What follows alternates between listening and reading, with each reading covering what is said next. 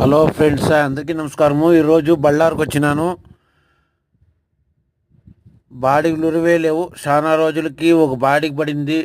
చాలా పరిస్థితులు బాగలేవు. బళ్ళారికి వచ్చినాను. ఏమంటే బళ్ళారిలో దొంగదావేంటి కనేకల్ సర్కిల్కి వచ్చినాను.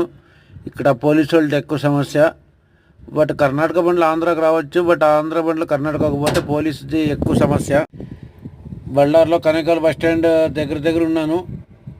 కట్ రూట్లో వచ్చినాను. ఇంకోటి ఏమంటే ఈ అప్పే బండి ఫ్రంట్ లేసేదే మేలు. ఎందుకంటే కొంతమంది బ్యాడ్ అంటారు, అది గుడ్డే. ఎందుకంటే ఫ్రంట్ లేస్తేనే బాగుంటుంది బండి. నేను లోడ్ ఎత్తుకొని కొడతాను కదా, ఆరామ్గా డ్రైవర్లో గుదిలో దమ్ముంటే చాలు, అంతే. బాగానే లోడ్ ఎత్తవచ్చు.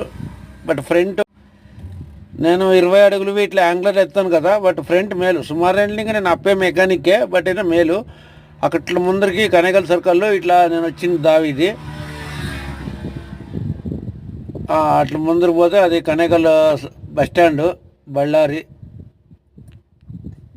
నేను ఇక్కడ ఉరుకోండి ఇంకా బళ్ళారికి వచ్చిండేది. 3 సీట్లు వేసుకొని పోయినాను. చాలా రోజులైంది, బాడిగలు లేవు, పరిస్థితులు బాగలేవు.